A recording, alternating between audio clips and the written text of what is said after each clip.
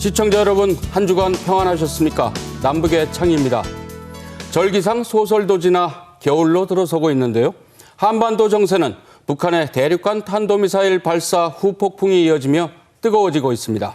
북한은 괴물 미사일로 불리는 화성 17형 대륙간 탄도미사일의 지난 18일 발사 영상을 이튿날 바로 공개했는데요. 지난 3월 ICBM 발사 때처럼 화려한 편집 기법으로 드라마 같은 장면을 내보였습니다.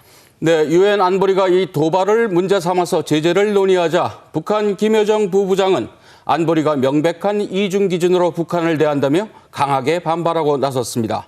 추가 도발을 위한 명분을 쌓고 있는 걸까요? 그럼 지금부터 남북의 창 시작하겠습니다.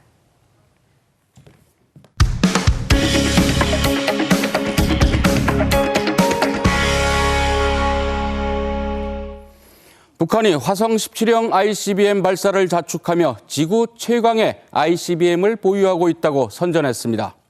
김정은 국무위원장은 핵에는 핵으로, 정면 대결에는 정면 대결로 대답할 것이라고 외쳤는데요. 유엔 안보리는 대응책을 논의했지만 역시 중국과 러시아 벽에 부닥쳤습니다.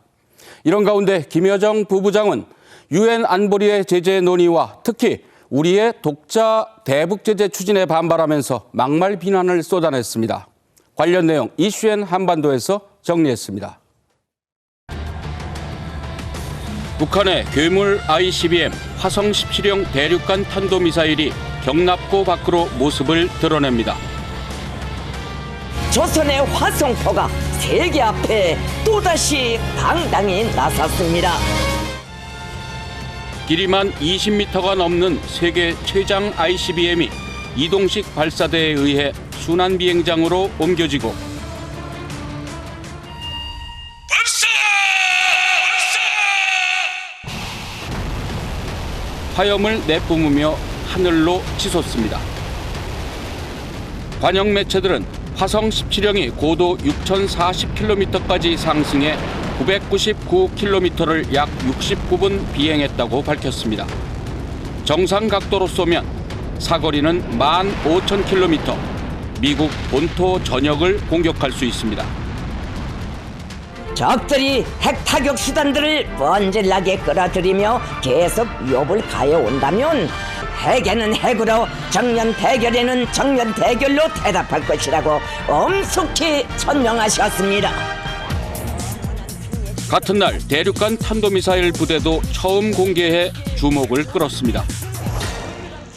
북한이 기존의 전술핵, 저위력 핵은 충분히 능력을 보여줬고 종국에 필요한 것은 미국 본토를 공격할 수 있는 ICBM 능력인데 거기까지 자신들이 분명히 개발하겠다는 의지와 방향성을 보여준 것이죠.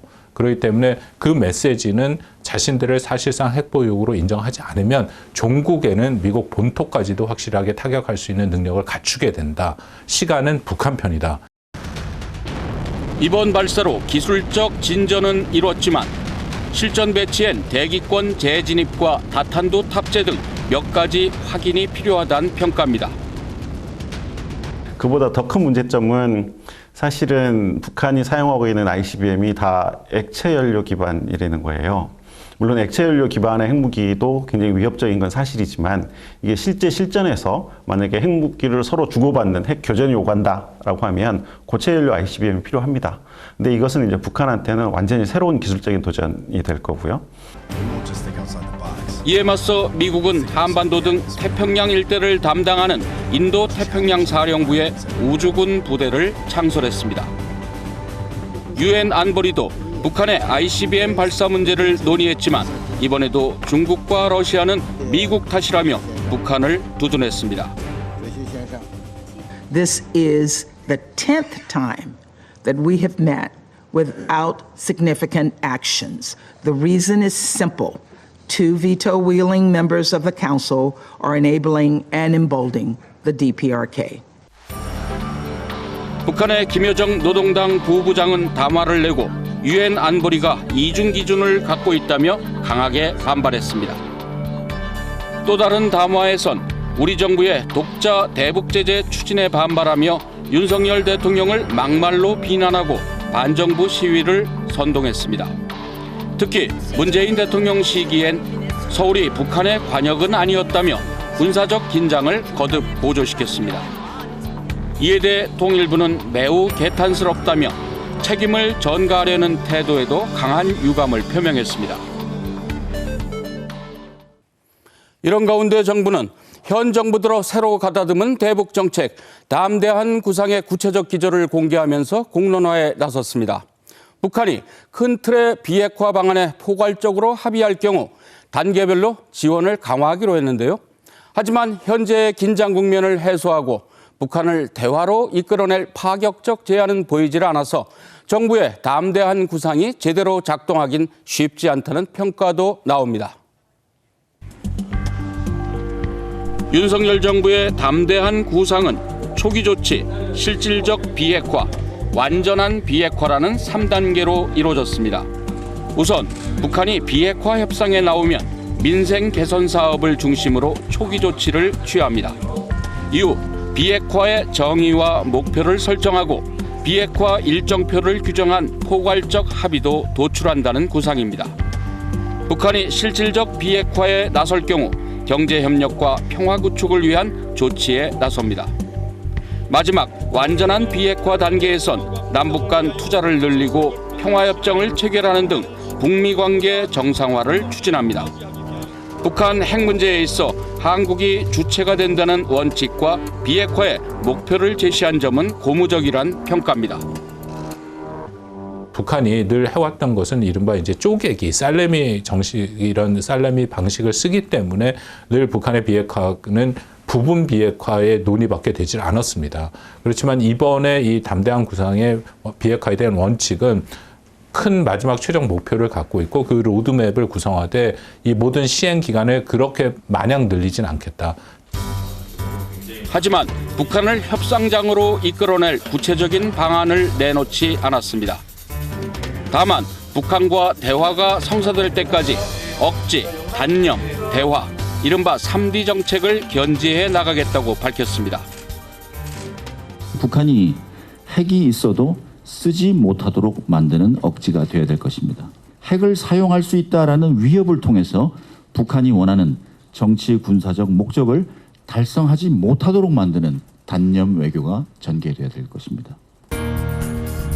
적극적으로 북한을 비핵화 협상으로 끌어오기보다 상당 기간 지금처럼 제재와 압박을 이어가겠다는 것이어서 자칫 현재의 군사적 긴장이 장기화할 수 있다는 우려가 나옵니다.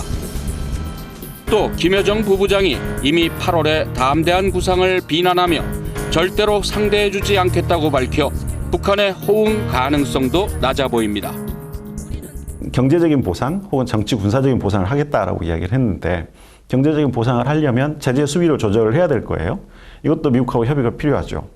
그리고 북미 관계 개선 이야기도 했었는데 북미 관계 개선이야말로 미국의 판단이 결정적으로 중요한 이슈입니다. 그런데 그 부분이 분명하지 않으니까 이게 이제 뒷부분에 아무리 좋은 이야기가 있어도 이게 현실성이 있냐라는 비판이 좀 제기되는 거죠. 오는 29일은 북한이 ICBM 화성 15형 발사를 계기로 핵무력 완성을 선언한 지 꼭 5년이 되는 날입니다. 북한은 이 선언 뒤 핵실험장을 폐기하고 남북, 북미 대화에 나섰는데요. 앞에선 몇 차례 비핵화 협상에 나서기도 했지만 뒤로는 핵 개발을 멈추진 않았던 겁니다. 역사에서 배운다고 했는데 우리는 이 같은 과거의 경험들에서 지금의 한반도 강대강 국면을 풀어낼 묘안을 찾을 순 없는 걸까요? 지미 카터 전 미국 대통령의 방북을 계기로 체결된 1994년의 북미 제네바 기본 합의. 북핵 동결과 경수로 지원을 맞바꾸기로 하면서 영변 폭격론을 밀어내고 대타협의 돌파구를 열었습니다. 그때는 탈냉전 초기였었고 북한의 상황이 외교적으로 고립돼 있고 내부 경제가 굉장히 어려운 시기였었잖아요. 그러니까 북한이 뭔가 협상을 통해서 상황을 바꿔보고자 하는 유인이 굉장히 강한 시기가 1차 핵위기 시기였다고 하면 2003년 8월 북미는 물론 한중 일러가 참가한 6자 회담은 2005년 9.19 공동성명을 이끌어냈고 북한은 NPT와 IAEA에 복귀하기로 했습니다.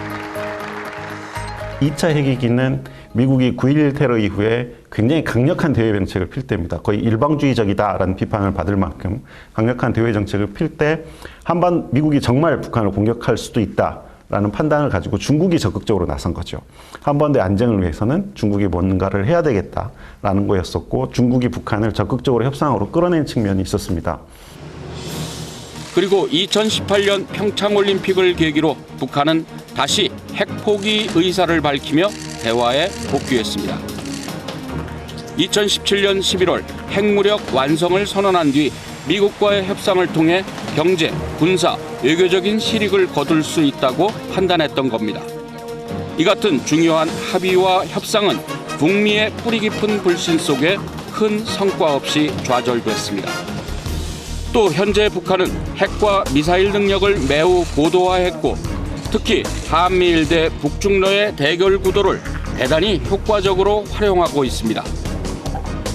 그러나 험난했던 협상과 합의, 깊은 불신에 따른 파기 등의 경험은 여전히 중요합니다.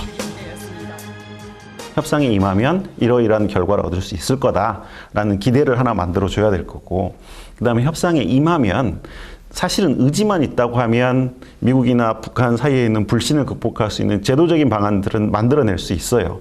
그런데 스냅백 조항을 집어넣어서 만약에 상대방이 배신을 하면 전체를 다시 원래대로 되돌리겠다 이런 게 대표적인 아이디어들이잖아요.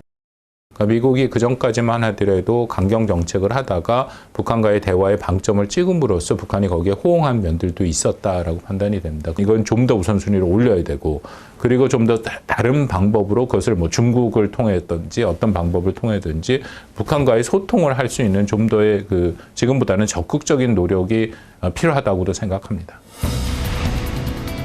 화성 17형 발사에 성공한 북한이 7차 핵실험까지 강행해 한반도 긴장을 최대치로 끌어올릴 가능성이 큰 상황.